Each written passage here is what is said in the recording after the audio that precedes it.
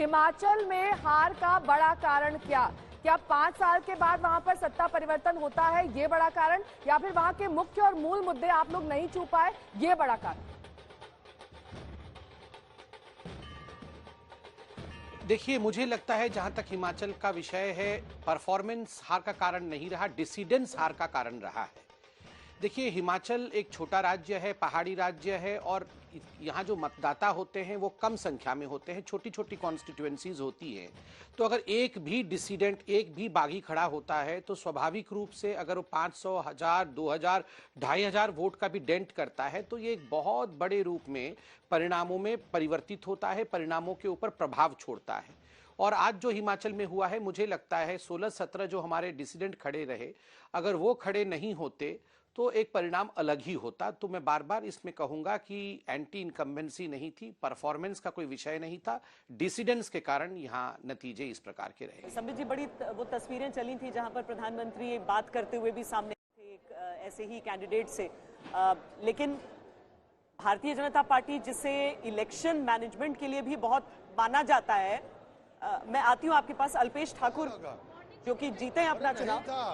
कौन चला रहा था? हर राउंड में आगे दर जा रहे, आगे जा रहे थे लोगों ने, हर तबके के लोगों ने, हर इलाके के लोगों ने, सबने प्यार दिया।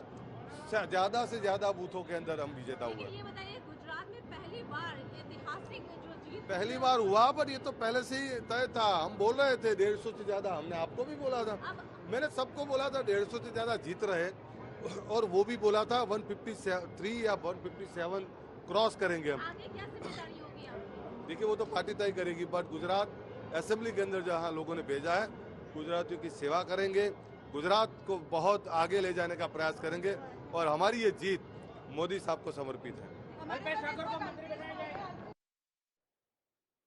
उन 3 चेहरों में से एक जिसने भारतीय जनता पार्टी के लिए पिछली बार वो सरदर्द बनाया था, जिस कारण बीजेपी 100 का आंकड़ा भी नहीं छू पाई थी, इस बार अल्पेश ठाकुर, हार्दिक पटेल दोनों भारतीय जनता पार्टी में रहे।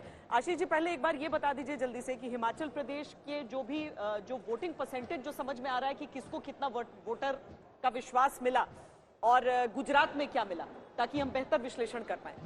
देखिए, हिमाचल प्रदेश में 44% कांग्रेस को वोट आ रही है अभी तक के रुझान के अनुसार, और 43% बीजेपी को। बस 1% का दोनों में? बिल्कुल, 1% का डिफरेंस है, सीटों का डिफरेंस काफी ज्यादा है। इसी तरीके से 2012 में भी देखिएगा तो बीजेपी और कांग्रेस के वोट ऑलमोस्ट सेम थे, लेकिन सीट जो थे 4-5 सीटें कांग्रेस के आगे। कांग्रेस का वोट कम होने के बावजूद, क्योंकि शिमला वाली जो रीजन है वो काफी उनका डोमिनेंस वाला रीजन होता है, और कांगड़ा जो रीजन है जिसमें कि कांगड़ा, ऊना वगैरह ज्यादा रहते हैं, वहाँ जो लीड करती है तो उस पार्टी की सरकार बनने की ज्यादा संभावना होती है।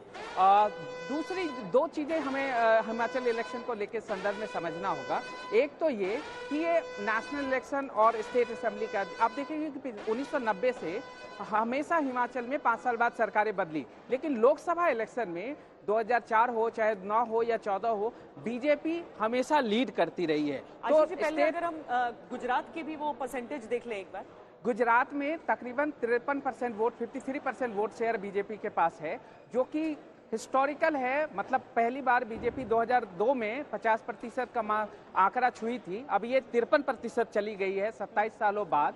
बस 3% उस हिस्टोरिकल मोमेंट से कम रह गए जब 1985 में माधव सिंह सोलंकी के नेतृत्व में कांग्रेस पार्टी को मिली थी। लेकिन सीटों के मामले में तो सारी रिकॉर्ड को ध्वस्त कर चुकी है, और 157 सीटें जो कि आपके स्क्रीन पे भी दिख रहे हैं, वहां से वो लीड की।